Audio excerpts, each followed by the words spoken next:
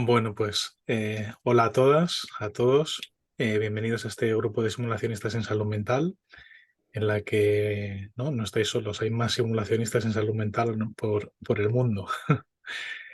Bueno, y estábamos hablando en el preámbulo antes de darle a grabar, que bueno, entiendo que consentís que grabemos esto para que la gente lo pueda ver en diferido.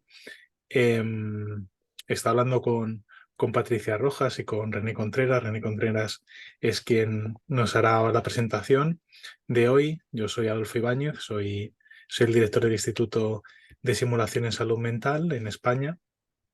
Y bueno, hoy vamos a hablar sobre, en esta sesión docente, en esta segunda sesión docente, vamos a hablar de la profesionalización del paciente simulado en simulación clínica de salud mental. Así que bueno, sin más dilación, la idea de este espacio es que René haga una pequeña presentación de unos 20 minutos aproximadamente para colocar a, a quien no tenga tanta experiencia en simulación clínica las formas de paciente simulado y qué es un paciente simulado en simulación clínica, y luego pues abriremos una especie de mesa de debate para, para hablar entre los que estamos, que hoy somos poquitos, para hablar sobre la profesionalización del paciente simulado. Así que nada, René, te doy te doy la bienvenida y te paso la palabra. Bueno, Adolfo, muchas gracias. También nuevamente reitero los agradecimientos por esta invitación a exponer. Para mí es muy importante también. Y representando un poco también al grupo de lo que es los pacientes simulados. Yo para partir me presento, mi nombre es René Contreras, yo soy actor profesional de pregrado, soy magíster en arte terapia. Actualmente me estoy estudiando otro magíster en gestión patrimonial. Soy docente, coordinador de actores de simulación clínica, soy director de Pacientes Simulados Chile y coordinador nacional de la unidad de pacientes simulados de la Universidad de San Sebastián. Ya, yo me he dedicado 15 años a esta hermosa profesión que es la simulación clínica. Partí desde, fue la, mi, Partí justo con con mi egreso, trabajando de esta manera, de forma paralela, cuando me egresé, me titulé de la carrera de actuación. Me enamoré de la simulación clínica, fue un espacio de aprendizaje mutuo, donde se ingresa, y que vamos a ver más adelante, donde se complementa la actuación con la educación, con el arte y con la retroalimentación. Creo que eso es lo más importante. ¿Ya? Y es así también que yo, gracias a la simulación clínica, es que también decidí también formarme en terapia, en arte terapia, es más afín a a mi pregrado, pero sí con enfoque psicoanalista, con un enfoque terapéutico bastante interesante, y así también he tenido la opción de poder trabajar en espacios con pacientes reales, yo ya como terapeuta y no solamente como paciente, en contexto oncológico, con niños, con adolescentes y eso. Así que avancemos ahí, por favor, estimado. ¿Qué es la simulación clínica? Primero que todo, entender que un espacio seguro siempre se evoca a la seguridad, ¿ya? Lo importante de la simulación clínica es que estamos ofreciendo un espacio seguro tanto para los pacientes, pero también para los participantes, que son nuestros alumnos, como también nuestros pacientes simulados, ¿ya? La simulación clínica es un espacio de aprendizaje activo, donde estamos aprendiendo constantemente, muchas veces en base al ensayo y al error, a la observación, al análisis y a la reflexión. Es un espacio donde se mezcla la medicina, el arte y la comunicación, y hablando de la medicina es relacionándolo todo lo que es el área de la salud, ¿ya? Si bien somos dos mundos, a mí por eso me gusta mucho este punto, nombrarlo, donde se mezcla la medicina, el arte y la comunicación, porque la simulación clínica se mezclan dos mundos que llegan a ser muy opuestos, que es el mundo artístico y el mundo de la ciencia, que llegan a ser completamente opuestos, pero cuando trabajan juntos aparece la magia y aparecen cosas que de repente uno no pensaba que podían unirse. Y sobre todo el realismo, que es un espacio que tenemos que evocar, y como dice el doctor Borrow, tenemos que lograr que sea tan real que incluso un personal de la salud no sea capaz de reconocer que es una simulación. ¿Ya? Eso es la simulación clínica. Hoy día vamos a hablar de las zonas de simulación, dentro un poco mostrando que tenemos que estar actualizados. Vamos a hablar de las zonas de las Simpson, ya más que hablamos de las zonas de fidelidad, de alta fidelidad o de alto realismo, también de complejidad, pero sí es importante también reconocer que hoy día hablamos de zonas de simulación y la importancia que tenemos, porque ya para adelante vamos a empezar a hablar con este vocabulario de la Simpson, en qué línea trabaja el paciente. Nosotros empezamos a trabajar desde la zona 3 aproximadamente. Y cuando hablábamos, como les decía, de fidelidad y complejidad, cuando nos referimos a fidelidad vamos a hablar de lo que es realismo. Tenemos que lograr ser siempre lo más real o naturalista. Dentro de las técnicas de actuación se llaman técnicas de actuación naturalista o técnicas de actuación realista, donde la idea incluso es más parecido a una actuación de cine que de propio teatro, porque tenemos que mantener un tono de voz real, un tono de actuación más real, más acorde y no con tanta expresión. Y como les decía, hablamos de realismo en las simulaciones, de la fidelidad, evocando a un realismo superior, y complejidad vamos a las dificultades. Yo acá nombro, por ejemplo, pacientes, algunos tipos de pacientes, y cómo los podemos definir si son de alta fidelidad y alta complejidad o viceversa. Por ejemplo, un paciente modelo, que es un paciente que está prácticamente en un espacio para examen físico, o un paciente de alta fidelidad porque es un paciente muy real. No es un fantoma, no es un muñeco, es una persona humana, real, que tiene temperatura, que tiene dolor, que tiene palpación, tiene color, etcétera, pero de baja complejidad porque muchas veces la dificultad no va a ser mayor. Por ejemplo, en salud mental tenemos que lograr hacer una simulación de alta fidelidad y de alta complejidad. Hablamos de alta porque el paciente tiene que ser muy bien entrenado, tiene que lograr las capacidades importantes para lograr un realismo, y también tiene una dificultad mayor, ¿ya? Por eso generalmente en salud mental se refiere, ojalá, trabajar con actores o pacientes simulados de una mayor expertise. Por ejemplo, hoy día también trabajamos con el concepto de participante confederado.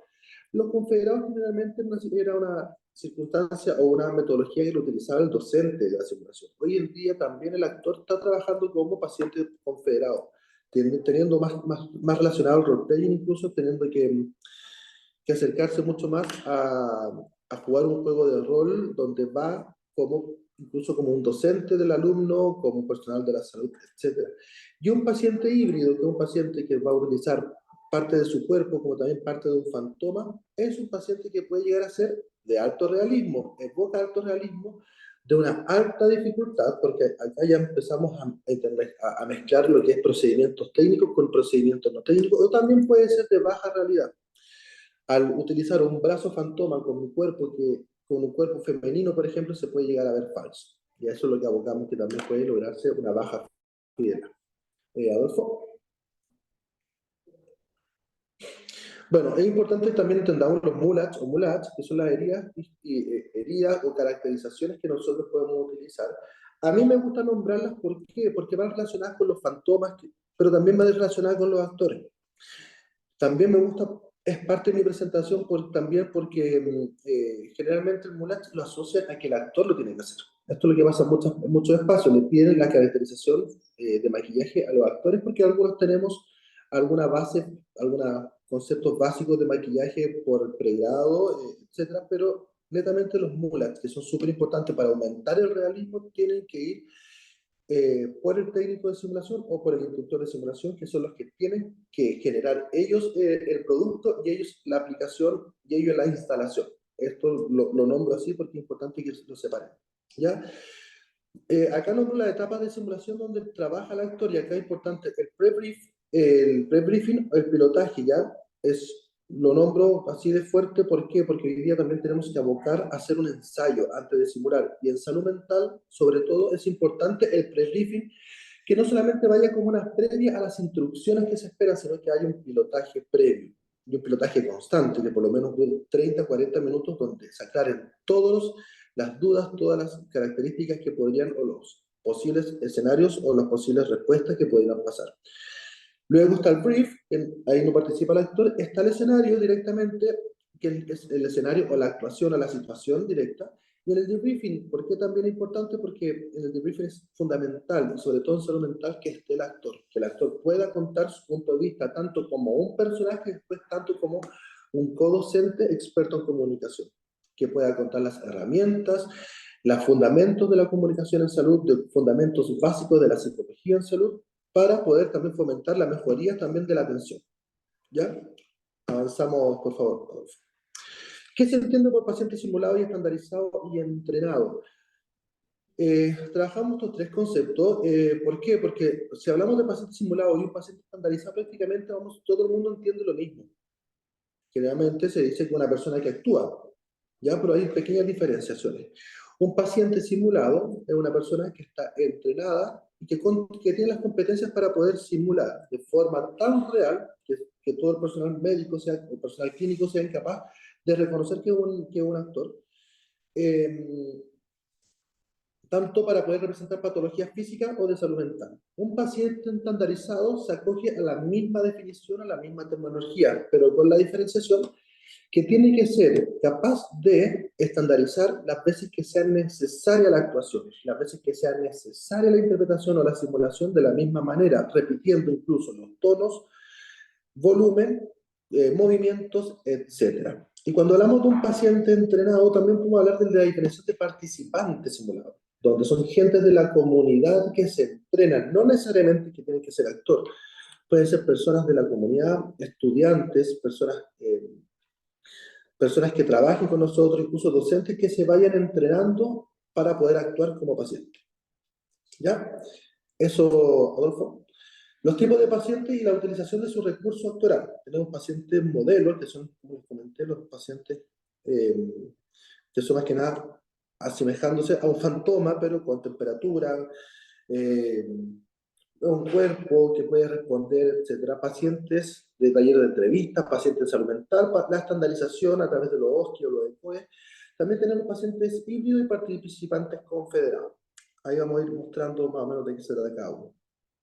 Un paciente modelo, como les comenté, un paciente que puede estar en camilla o no, puede estar sentado, pero no, la mayor interacción que tiene este paciente es netamente desde lo físico, ¿ya? Generalmente va a ser para una toma de examen físico, tomación de pulso, para palpación de quizás de estómago, para enseñarle un examen físico segmentario, etc. Avanzamos. Un paciente en salud mental que puede ser relacionado también a un long case, a un caso largo, puede durar hasta 40 50 minutos, es más, es lo más recomendable. ¿Por qué? Porque en los escenarios de salud mental, tanto lo que va ocurriendo emocionalmente es súper importante que lo mantengan los alumnos, que tengan los alumnos un espacio de reflexión, que sean capaces de ver yo digo, desde la A hasta la Z, de las emociones, de los conceptos y de manejar una buena entrevista. Los procesos de salud mental es importante también entender que dentro de los procesos de simulación para un actor es el máximo nivel, por decirlo, de expertise, y generalmente el actor que trabaja en salud mental tiene que ser un actor experto en simulación. Sí. Participante confederado, como le decía, va más relacionado quizás al roleplaying, donde nosotros como actores tenemos que representar no a un paciente, sino que netamente al personal sanitario, muchas veces para guiar a los alumnos o para cambiar algún objetivo, pero o con algunas modificaciones según como sea el caso. Avanzamos. La simulación híbrida, como dije, también es importante que acá trabajamos el cuerpo del participante como también algún espacio o algún factor como cuerpo fantoma, algún postizo que simule también alguna parte del cuerpo que nosotros no tenemos. Por ejemplo, acá mostramos a estos dos actores, por decirlo así, con su traje que representa un embarazo. En el fondo, con un vestuario todos podríamos estar embarazados, pero al palpar nos vamos a dar cuenta que no es, al desvestir nos vamos a dar cuenta que no es. Acá también tenemos un brazo con un poco de una emulación a una piel, que se simula piel, donde también acá podemos trabajar un procedimiento técnico, pero en el brazo de una persona real, no de un fantoma exactamente. ¿Ya? Y la estandarización, como hablamos, tanto en los ECOES como en los OSCE, donde también acá es importante que tienen unos minutos adecuados, unos minutos establecidos para poder realizar la simulación. Y el actor tiene que ser capaz de estandarizar su actuación, sus movimientos, tanto la parte kinésica, la parte emocional, la verbalización, el volumen y el tono de voz. Avanzamos. La metodología en que se puede utilizar, tanto en docencia, haciendo roleplaying, como hablábamos, ya haciendo entrevistas. Yo recomiendo mucho, sobre todo los primeros acercamientos en salud mental, al ser un espacio donde se expone mucho el actor, me gusta mucho utilizar la herramienta de la entrevista grupal, donde una persona empiezas a hacer una pregunta, preguntas abiertas, preguntas cerradas, pero el grupo entero entrevista al mismo paciente, pero en una sala abierta, por ejemplo, una media luna. Las evaluaciones, como hablábamos, pueden ser tipo OSCE o SCOE desde la estandarización y los long case, que es una entrevista completa con el paciente simulado. Yo esa metodología la que utilizo o recomiendo para la utilización de salud mental, para la entrega de malas noticias, sobre todo, ¿por qué? Porque de repente las entregas de malas noticias que se utiliza mucho en la medicina, sobre todo en medicina, de repente hacen ese entrenamiento con 15 minutos, solamente 20 minutos de escenario, pero es tan fuerte el espacio para el alumno que no alcanza a hacer un cierre. ¿Y qué pasa? Generamos cuando se hace un cierre, se genera un estrés mayor para nuestros alumnos, se genera un estrés, una dificultad, una frustración, y que para mí, por eso yo me gusta ofrecer que hagamos, cuando hagamos entrega de malas noticias, salud mental, que hagamos un long case, que hagamos una simulación entera, que ocurran varias cosas, si es necesario cambiar el alumno, lo hacemos, pero que no se queden con la sensación de que no funcionó, o de que no lo pudieron lograr. Factor importante para comenzar a trabajar en simulación presencial o incluso en telesimulación. ¿Ya? Es importante, avanzamos ahí, es importante, por ejemplo, comenzar a tener un grupo de actores, ya que sean especialistas. Avanzamos ahí la diapo, por favor. Un grupo de actores profesionales entrenados en simulación, y por eso, y también de marcar el nivel de expertise que tengan a nivel básico, medio e experto. Es súper importante que los tengamos diferenciados. ¿Por qué? Porque el paciente experto es el paciente que puede hacer o puede simular una simulación en salud mental de forma realista. Un paciente experto es el que puede ser un paciente confederado, un participante confederado, o puede ser un paciente experto exponerse a un examen clínico físico. ¿Por qué? Porque no tiene pudores con el cuerpo. Es importante que exista un coordinador de actores que sea también capaz de ser un backup dentro de lo que es la simulación, en el caso de resolver, en el caso de que el actor no pudiera asistir o cualquier ABC motivo que ocurra. Necesitamos para poder simular también que exista un coordinador docente, donde exista la comunicación directa en la formulación de los casos, en la creación de los casos, donde podamos generar también un contenido en conjunto. Y cuando hablamos de creación de casos en conjunto del paciente estandarizado y el académico, no hablamos que nosotros vamos a crear el caso, sino que es ver las limitantes, es como que hacer una revisión en conjunto de ver las limitantes que pueden existir en la simulación. Por ejemplo, me pueden pedir a mí como actor que yo llore 10 veces en una estandarización, y yo como actor o como coordinador de actores también tengo que poner mis limitantes de capital humano, donde tengo que mostrar que también que llore 10 veces para el actor se pierde la seguridad o se pierden los conceptos básicos de la simulación, que como te decía, que la seguridad, donde llorar 10 veces puede ser más perjudicial para el actor y para el alumno, porque se pierde la estandarización, hay un cansancio mayor, porque hay un cansancio físico y emocional que también tenemos que tener cuidado. ¿Ya? Yo generalmente recomiendo en salud mental no más de 3 o 4 simulaciones de salud mental. Hacemos un break largo y después podemos volver a hacer 3 o 4 más, pero no hacer jamás una estandarización tan larga de muchas horas, porque puede producir algo. Y cuando hablamos de casos clínicos, hablamos de casos clínicos, no de guión. ¿Por qué lo hablo? Para que no entendamos que un guión es una preguntas y respuestas pauteadas, que es como se hace en el cine o comúnmente se conoce dentro del teatro. Por ejemplo, dice, René, 2 puntos. Hola Adolfo, ¿cómo estás? Adolfo, 2 puntos. Muy bien, gracias René. Entre paréntesis, se toca la cabeza. Eso es un guión que es importante que dentro también de la estandarización o el manejo con actores se entienda a lo que nos referimos con un caso clínico y no guión, porque de repente puede tender a confundir a los actores. En los casos clínicos, siempre es importante ofrecer la mayor información relevante de forma acotada. ¿Ya? Y acá, por ejemplo, ver la fecha de nacimiento, qué tipo de educación tiene el paciente y cómo se relaciona con la medicina. Acá es importante, ¿por qué? Porque si nosotros ustedes me ponen que tiene mucha relación con la medicina, yo también sé de qué manera puedo simular en base a eso. Puedo incluso decirle, ¿sabe qué pasa, doctor o enfermero? Yo tomo estos medicamentos, me los he tomado toda la vida, diazepam, clonazepam, ansiolítico, y puedo saber que ya tengo un manejo, dado menos farmacológico, como también de tratamiento. que es distinto también a cómo me enfrento yo si digo, ¿sabe qué pasa? Me dio una crisis, me puse a gritar, a gritar y a llorar. No sé lo que me está pasando. ¿Qué es? Es distinto, y por eso es muy importante que pongan esa información relevante en el caso clínico. Ojalá que sean siempre casos que no tengan un género asociado, masculino o femenino. ¿Por qué? Porque dentro de la coordinación de actores también es importante que podamos resolver rápida, salvo que sean casos tan importantes como de ginecología, ahí se requieren cosas femeninas como también cosas a aspectos masculinos. ¿Ya? También es importante que pongan en el caso clínico si requiere caracterización o tipo de mulat, sobre todo en salud mental, que muchas veces se van a utilizar las autolesiones, que mostrar autolesiones y que el técnico en simulación o el instructor en simulación lo ponga, cosa que el actor sepa que se tiene que maquillar o sepa que le van a poner, por ejemplo, le van a instalar algún tipo de mecanismo, algún tipo de mulat, simulando alguna cicatriz o herida, sobre todo en caracterizaciones es importante poner. Acá generalmente el actor se pone ojeras más oscuras, se maquilla quizá un golpe, un moretón, etc. Y sobre todo también en los casos clínicos ser de un lenguaje lo más sencillo posible, no técnico. Recuerden que los actores o el paciente simulado no es del personal de la salud, no tenemos por qué entender muchas de las siglas. La mayoría de los actores que ya tenemos mucha experiencia, ya conocemos la mayoría de las siglas, por ejemplo, y podríamos en un caso clínico más médico, por decirlo así, pero los actores generalmente no venimos, como al no venir del área de la salud, se nos dificulta y nos puede entorpecer muchas veces o confundir.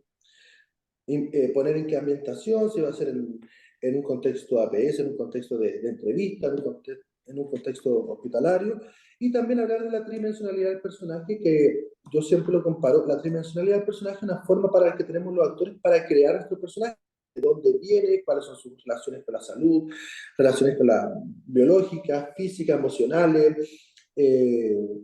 educacionales, en qué trabaja, qué enfermedades tiene, su estado de ánimo, etcétera, que lo más parecido que de forma paralela yo siempre lo relaciono a lo que es el modelo biopsicosocial, ¿ya?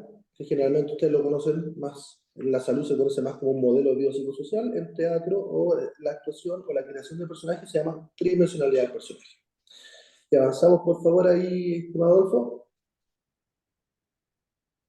Como les comenté, existen dos metodologías de trabajo con pacientes simulados, ya que son los actores versus los pacientes entrenados. Y cuando hablamos de pacientes entrenados son gente de la comunidad, vecinos, estudiantes, familiares, que pueden actuar solamente en algunos tipos de escenarios, pero carecen también de herramientas actorales porque no son expertos en la actuación, no son expertos en la interpretación.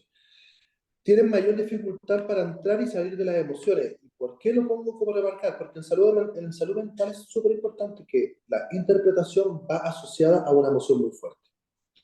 Y muchas veces nosotros como actores tenemos que aprender a salir de las emociones. Y muchas veces, aunque tengamos expertise o mucha experiencia, nos va a costar y nos vamos a ir con esa emoción, con ese golpe emocional para nuestras casas, vamos a dormir mal, vamos a soñar mal y tenemos que utilizar herramientas externas para poder resetear esta emoción y que cuesta bastante. Carecen de herramientas comunicacionales también porque no son comunicadores, quizás algunos van a tener entrenamiento, ¿sí? Y se puede entrenar a un paciente entrenado, se puede entrenar a un participante entrenado como paciente mental también, ¿sí? Pero siempre yo recomiendo que sean actores, sobre todo en salud mental. Y se puede simular con el fin de aprender sobre sus propias patologías, dificultando objetividad de los escenarios. Y pasamos a la próxima, por favor, Adolfo. Y los actores somos profesionales capacitados para actuar y entregar un feedback o una retroalimentación. Podemos utilizar nuestras propias competencias para entrar y salir de las emociones con facilidad haciéndonos cargo de esto. Podemos romper la cuarta pared siendo actores, rompiendo al actor y al personaje de forma más concreta. Ya trabajamos con herramientas del método de actuación, que pueden ser, por ejemplo, el simágico, la memoria emotiva, la memoria física, etc. Y tenemos facilidad para aprendernos los casos clínicos e improvisar si que fuera necesario, ¿ya? Podemos guiar la entrevista si es que el alumno se pierde. Y acá es súper importante ese punto porque muchas veces en salud mental el alumno toma una información que le entregamos y empieza a indagar por ahí y el objetivo del aprendizaje era otro. Y nosotros como actores expertos en simulación tenemos que ser capaces de darnos cuenta que está ocurriendo esto y nuevamente guiar o causar la entrevista para que se pueda ocurrir el escenario, se pueda concluir. Accedemos a la caracterización, al maquillaje, no tenemos vergüenza, somos capaces de observarnos desde afuera, que es muy importante porque tenemos la opción de escuchar el escenario en 360 grados, observarnos y escucharnos a nosotros desde afuera, observar cómo está bien, cómo estamos actuando, observar al alumno, a nuestro alumno, cómo está ejecutándose también dentro de su entrevista. También somos capaces de observar desde las herramientas de comunicación, estar concentrados en de qué manera podemos entregar una retroalimentación, de qué manera nos está afectando esto y reconocer emociones. ¿Ya? Y es importante que podemos estandarizar la simulación, que creo que para una ECOE o una estandarización siempre también tiene que ser para todas las que sean evaluaciones sumativas, ojalá siempre que sean actores expertos, por lo mismo que sean capaces de estandarizar. Y no perder, el actor generalmente le cuesta perder el objetivo del escenario porque tenemos ese entrenamiento.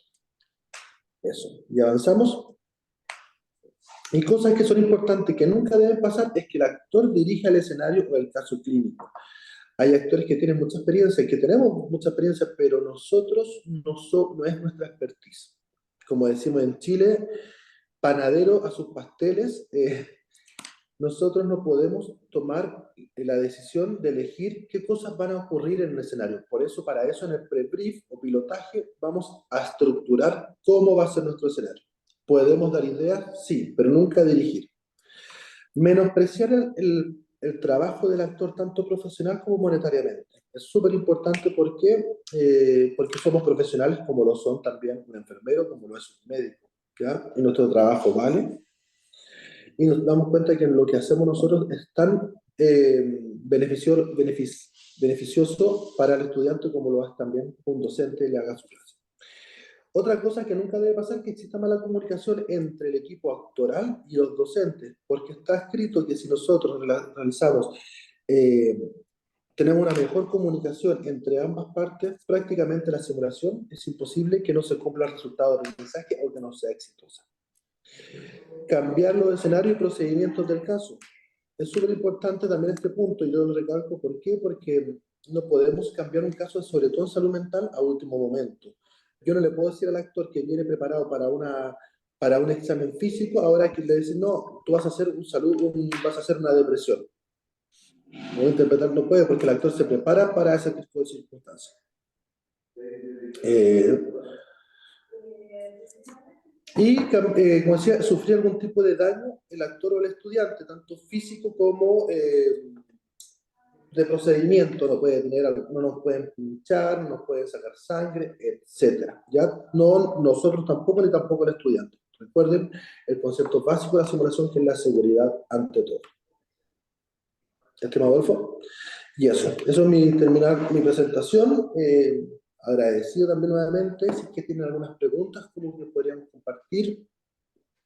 Pues muchísimas gracias otra vez, René, por participar en estas sesiones. Bueno, ya que tenemos aquí a Patricia Rojas, voy a presentarla. Patricia Rojas es psicóloga y tiene una amplia experiencia en simulación clínica, no solo en el campo de la salud mental, sino también en el resto de campos, ¿no? No sé si me confundo, Patricia.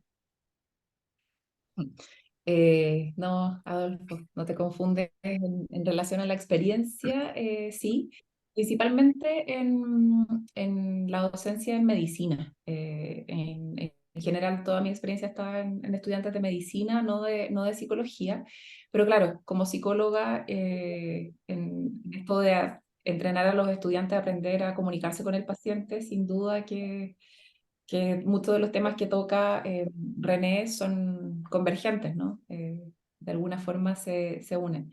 Así que felicitarlo también por el trabajo, porque si bien es cierto, yo trabajo en una escuela de medicina, creo que la complejidad de lo que uno puede hacer y la riqueza de la experiencia es muy diversa y siempre desemboca en un aprendizaje significativo para el estudiante. Yo creo que, por lo menos en mi discurso con ellos, yo los tomo en general cuando es la primera experiencia de simulación que han hecho en su carrera, en el tercer año, Entonces creo que es tan importante que esa primera experiencia de simulación sea impecable porque se van a encontrar con la metodología durante toda su formación.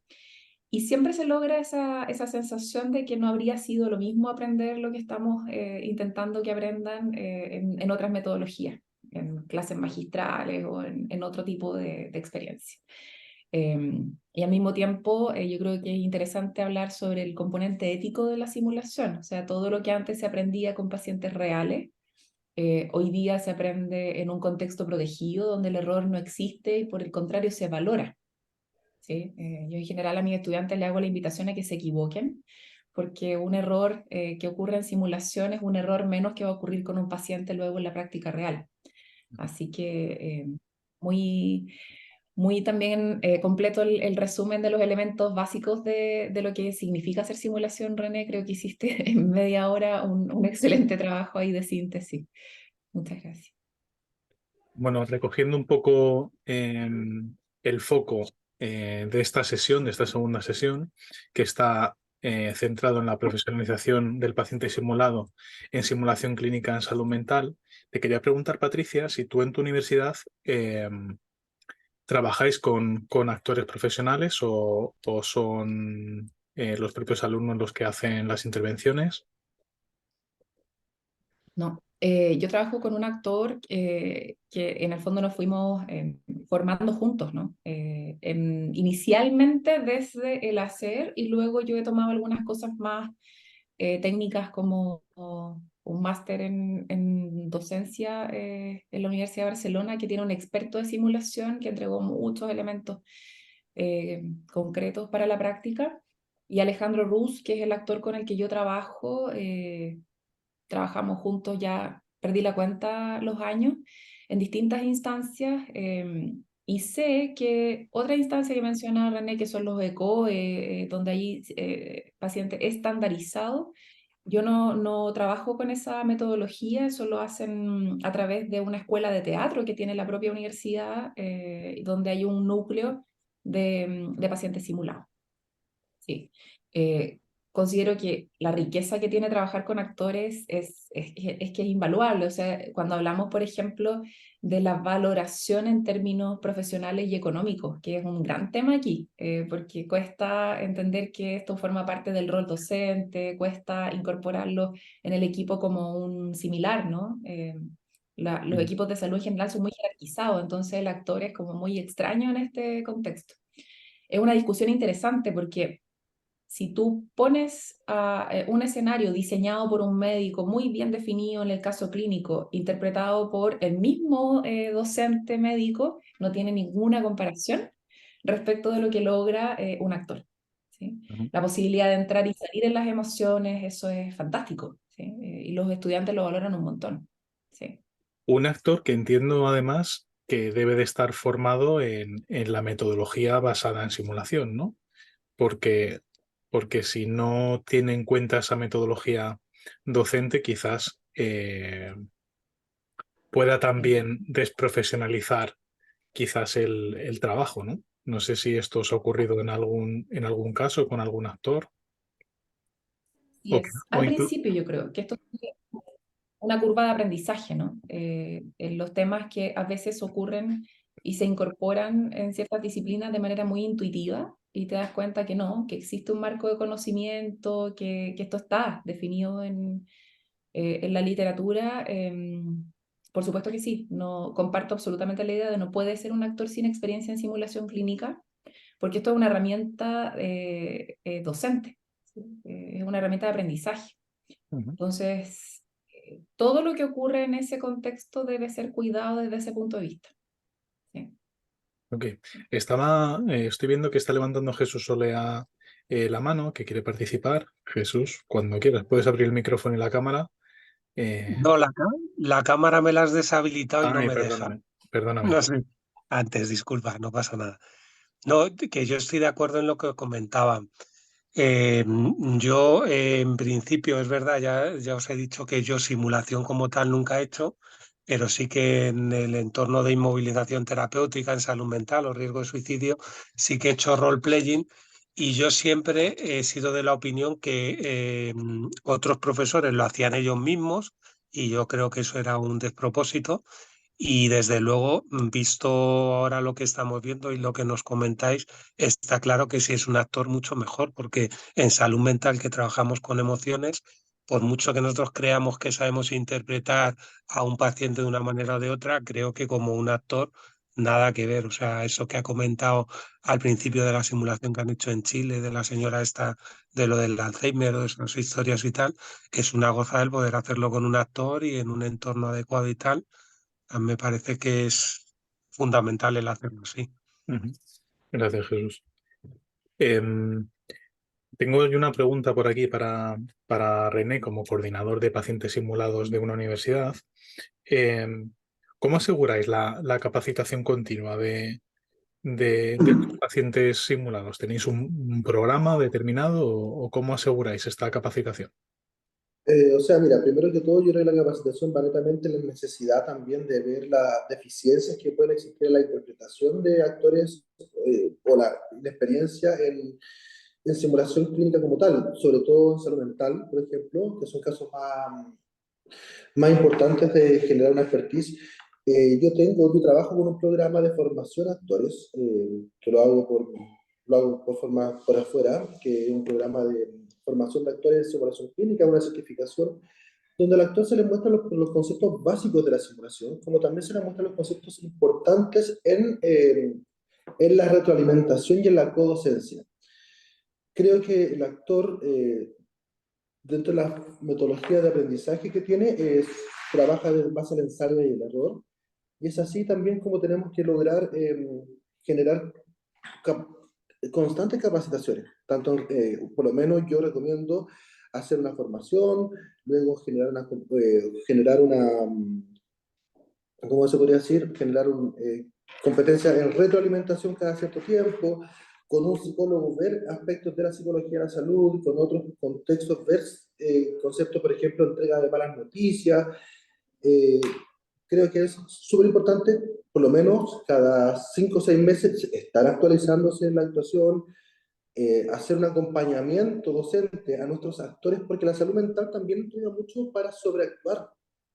Ujú. Es muy distinto que yo haga un paciente psicótico, probablemente lo más probable es que quizás me empiece a sobreactuar y no sea tan real. Yo creo que por eso es tan importante que hagamos las competencias y existen programas. Y estamos creando uno más profesional, uno con una cantidad de horas mayores acá en la universidad, y también existen estos programas que son independientes.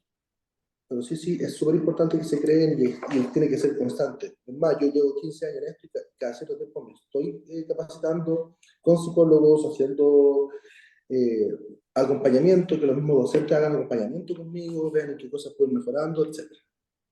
De hecho, tú hablabas en la presentación que un paciente simulado en salud mental ya debería de tener una expertise importante porque son casos difíciles, ¿no? Para el paciente simulado. Aquí nosotros, además, desde el Instituto de Simulación en Salud Mental, en el programa de selección y entrenamiento de paciente simulado, especializado precisamente en salud mental, una de las cosas que más nos preocupan es esta sobreactuación de la sintomatología, sobre todo relacionado con el estigma, ¿no? Porque todos sabemos que una de las causas del estigma está relacionada con la desinformación de los problemas de salud mental. Y claro, esto a los actores pues también les pasa, ¿no? También tienen una serie de estereotipos que no son congruentes con la realidad y a la hora de representar la sintomatología de un problema de salud mental puede devenir en que recurran a esos estereotipos y por lo tanto que no solo no se integre en el personaje, sino que pueda generar estigma en profesionales de la salud que ya de por sí traían también estereotipos negativos hacia estas personas, ¿no? Entonces, hablabas de la importancia de hacer un pilotaje. Para nosotros es fundamental hacer un pilotaje y fijaos que a mí me lleva más de una hora hacer un pilotaje. Y yo diría que me lleva cerca de entre 2 y 3 horas hacer un pilotaje de de un curso de 5 horas con 2 o 3 escenarios de simulación. De hecho, el siguiente curso que estoy preparando es con una actriz profesional entrenada en este programa de selección y entrenamiento de paciente simulado, y el curso está dedicado al síndrome confusional agudo o delirium, ¿no? Fijaos que esta persona también es paciente experto, hablando de paciente experto como persona que ha tenido un problema de salud y es capaz de poder ayudar a otros a entender su proceso. Su experticia está relacionada con la depresión, no con el síndrome confusional agudo, pero da la casualidad que ella sí que convive con 2 personas que tienen demencia y que a su vez hacen síndrome confusional agudo. Pues el pilotaje me ha llevado a clarificar la diferencia entre demencia y síndrome confusional agudo, por ejemplo, ¿no? Y esto formaría parte del pilotaje, porque creo que si un actor no entiende lo que se está evaluando a nivel profesional o lo que se está valorando a nivel profesional en la simulación clínica, creo que no podría ejecutarla de una forma adecuada. No sé qué opináis vosotros de lo que estoy diciendo. Sí, mira, si puedo aportar algo al respecto, Adolfo, Por favor. no sé si es una buena idea, pero es como lo hacemos nosotros.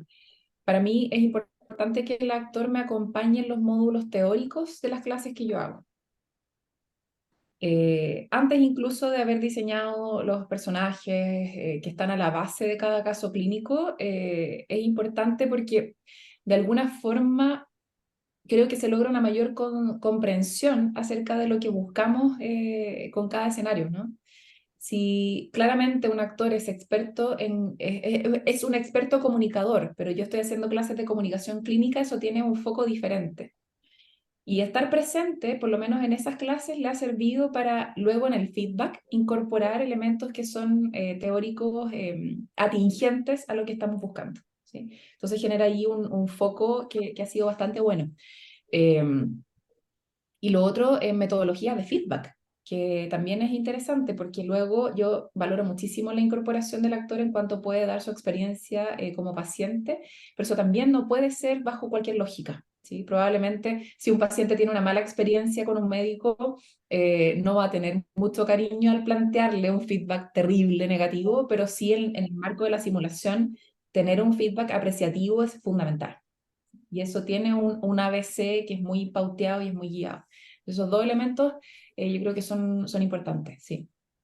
Ok, de acuerdo, estoy contigo. Y estaba pensando en lo que me contestan mis compañeros y mis compañeras, pacientes simulados o estandarizados, de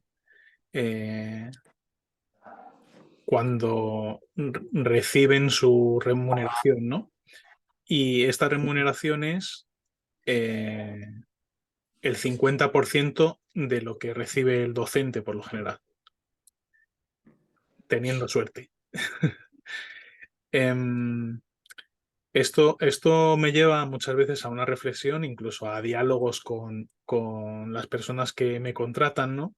Que al aportar los presupuestos me dicen, hombre, es que un actor no puede costar esto, ¿no? Esto no es una obra de teatro en el que van a venir un montón de gente y va a aportar dinero para que este actor tal, ¿no?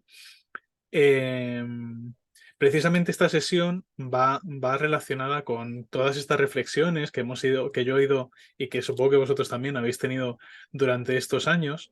Y es que cuesta mucho convencer a las instituciones de que es necesario que un paciente simulado esté integrado en todo esto. Y claro, si lo integramos en la teoría, si lo integramos en cómo se ejecutan los escenarios, o sea, cómo se hace ese pre-briefing, si lo integramos en el debriefing y además tiene que ejecutar el escenario, ¿qué carga laboral tiene esa persona respecto al docente, ¿no? Adolfo, no sé si, perdón que te interrumpa, bueno, en el punto que yo nombro y que una cosa que nos puede pasar es que nosotros disminuir al actor como profesional. Y esto lo hago, ¿por qué? Porque existe, y me imagino que con lo que tú me cuentas, parece que al parecer pasa en todo el mundo, que al fin y al cabo se desprecia el trabajo del actor. Siendo que muchas veces el actor se lleva gran parte de lo que es la simulación y en salud mental se la lleva él. Y el peso emocional es otro, donde muchas veces también el actor, el mismo alumno lo refiere, que lo que más le sirve en algunos aspectos de la clase es escuchar la voz del paciente, incluso mucho más que el debriefing dentro de la experiencia que ve el profesor o los aspectos técnicos.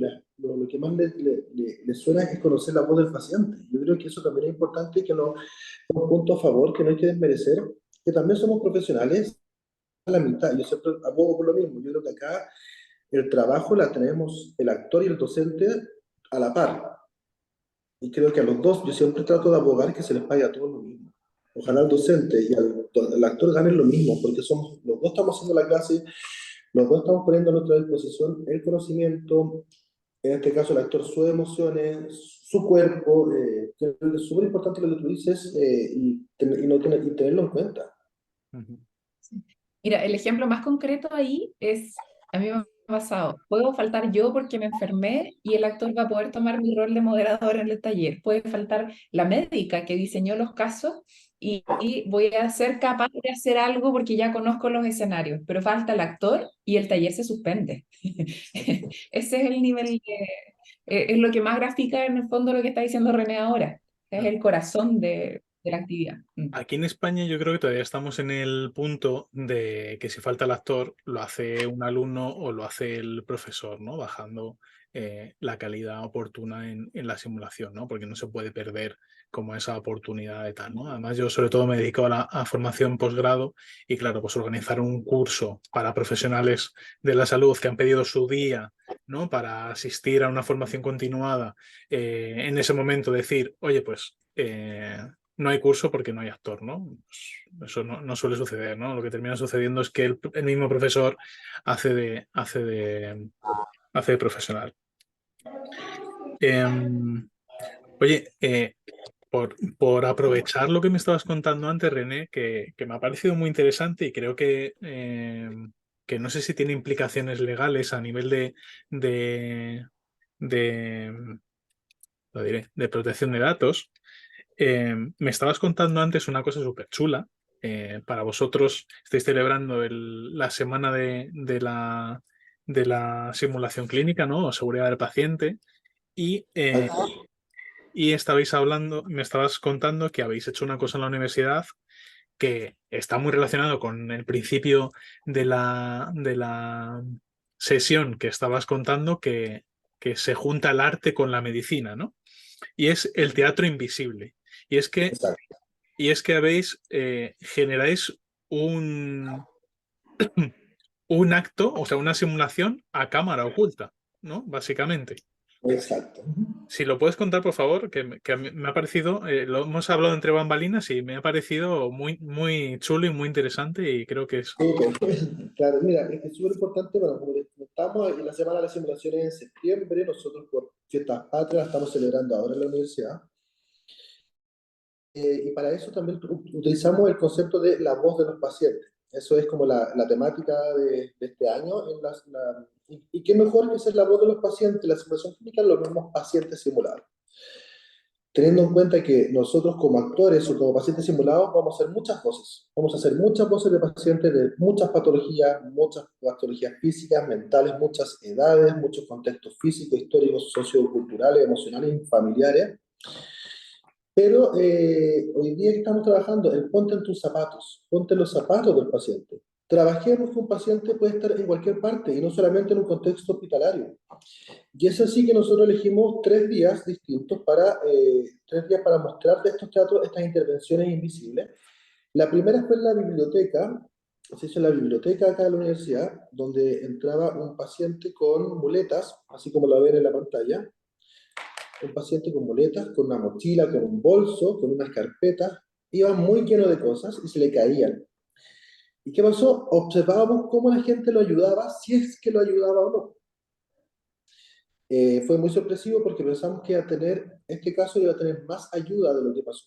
más contención, y no fue tanto porque ellos mismos después decían que era porque están acostumbrados a que las personas que tienen muleta o bastón sean más independientes, más autónomas, perdón. Sean más autónomas dentro del movimiento, de la relación o de la marcha, y que por eso la ayudaban. Las personas que lo ayudaron decían, sí, es que yo lo vi complicado, vimos a esta persona complicada. Y los invitamos que manden videos reflexionando en base a, a lo que ocurrió.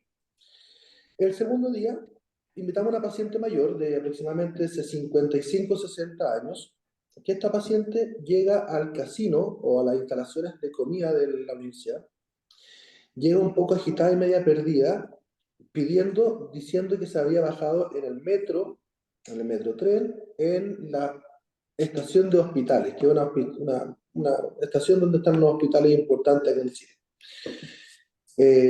Y llamando a su médico, que ella no entiende por qué está su médico. Nos encontramos con muchos alumnos que atacaron esta emergencia de primera infancia y le decían, no, no es un hospital, esto es una universidad. Ella se empezó a agitar, empezaba a llamar a su médico, que era mi médico, y la detención fue inmediata. Fue inmediata, la acogida fue inmediata, llamaron incluso a personas, y todo esto era, y fue muy bonito porque nos dimos cuenta que la gente sí empatiza. Buscaron herramientas, habían alumnas que lloraban porque se acordaban de su abuela, hubo una contratransferencia por parte de los observadores. Dar cuenta también un poco que los pacientes en cualquier parte pueden ocurrir, en cualquier parte las personas podemos tener una crisis. Y el caso de ayer, que fue al que más me gusta, trabajábamos el pudor, y había un paciente adulto mayor que se orinó en un patio muy concurrido de gente, se orinó y la gente cómo lo tapó, cómo trabajó el pudor con él, y no dejaron pasar esto como algo incómodo, sino que lo protegieron, lo llevaron al baño, lo taparon.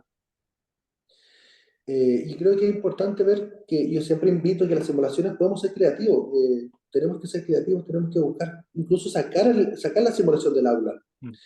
Que también nosotros acá no le enseñamos en este teatro invisible o en estas simulaciones invisibles, no le enseñamos a los alumnos del área de la salud, le enseñamos a todas las personas que están ahí presentes. Y la reflexión fue esa, mandaron muchos videos contando qué es lo que le había ocurrido, cómo había sido la experiencia, y fue maravilloso, fue una de las experiencias más lindas que vivió en este último tiempo en relación a los pacientes. Porque todo esto lo grababais con cámara oculta, por decirlo así, con Uno se el móvil. paraba, Y uno se paraba por ahí, y vale. asomaba el celular, donde sea. Y las personas no se lo tomaron a mal al ser una simulación y no estar avisadas, porque ahí de alguna forma no se compromete la seguridad, ese contenedor psicológico seguro. Exacto. Pregunto, Acá lo interesante es que no hubo un briefing para ello. Esto fue atacar, no hubo una preparación, unas instrucciones para ello, no había nada. No hubo unas instrucciones previas ni nada, solamente que fue el escenario y un pequeño debriefing. O sea, podríamos decir que dentro de de las 4 etapas importantes de la simulación, acá vamos directamente a las 2 últimas. Y fue igual de efectivo. Y creo que más efectivo todavía porque acá fue atacar el incendio con las herramientas que tenemos a mano, que son solamente la contención. Y que creo que eso más nos asemeja, más humaniza la atención y más también nos acerca a una atención cercana, a una vinculación con nuestros pacientes. y luego con esta información, ¿qué hacéis, René? O sea, Se quiere datear la experiencia de estas personas, cómo lo vivieron. La idea es también escribirla, nosotros queremos presentarla también para un trabajo. Muy bien. Pues muchas gracias por contarlo. A mí me ha parecido algo muy chulo. Sigo con el pensamiento ¿no? De decir, pues a mí si me graban en ese momento, ¿no? Pues a lo mejor cuando me dicen, pues te estoy grabando y esto es algo ficticio, ¿no? No sé cómo me sentaría. Sobre todo si he actuado de forma incorrecta, ¿no? Exacto. Es ahí un poco donde veo yo, no sé tú qué opinas, Patricia. Sí, tuve la misma duda respecto de cómo usar el material, pensando en qué es grabado, que creo que yo podría, por ejemplo, si es que actúo de forma incorrecta, solicitar que ese material no se difunda. Claro. ¿Sí?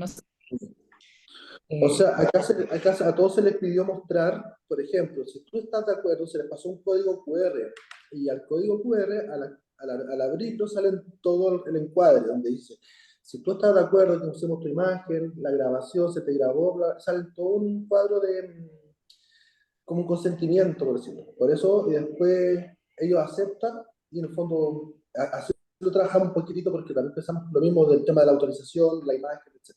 Ajá, qué interesante. Vale, pues yo esto me lo apunto, esta idea yo me la apunto.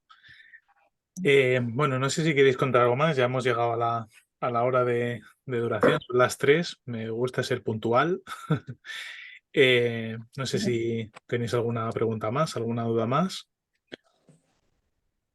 No, yo solo agradecerte por el espacio, Adolfo. Creo que cuando convocas a conversar en temas que son tan específicos, es grato saber que hay varias personas trabajando en lo mismo y conocernos es siempre valioso. Así que muchas gracias. Pues muchísimas gracias a vosotros y a vosotras por participar y bueno, espero que mucha gente lo vea en diferido y en Telegram podamos seguir debatiendo, ¿no? Que se queda eso un poco parado. Ojalá se empiece a animar y sí es verdad lo que tú dices, Patricia, que mucha gente está diciendo, jolín, pues qué bien, que me sentía solo o sola, ¿no? Y, y tengo con quien discutir cosas o preguntas que yo tengo en mi mente que, que claro, yo que con quién lo hablo, ¿no?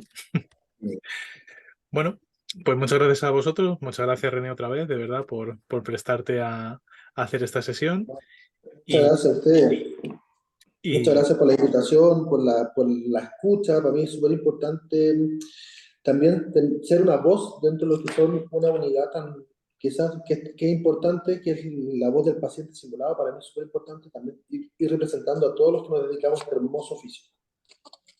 sí, yo creo que esto sí que lo podemos sacar en claro, ¿no? Y es que es necesaria la profesionalización del paciente simulado y que quedan muchas cosas por avanzar para cumplir los estándares que dice la ASPE, ¿no? Así que, bueno, seguiremos avanzando, instructores y pacientes simulados de la mano, porque yo creo que es beneficioso para ambos y por lo tanto para la educación de futuros profesionales de la salud, en este caso más específico de la salud mental. Así que nada, un placer de verdad, muchísimas gracias. Saludos desde Muchas España. gracias. Y desde Chile se los devolvemos. Hasta Muy bien, luego. muchas gracias por la atención. Hasta luego. Chao, chao. Chao.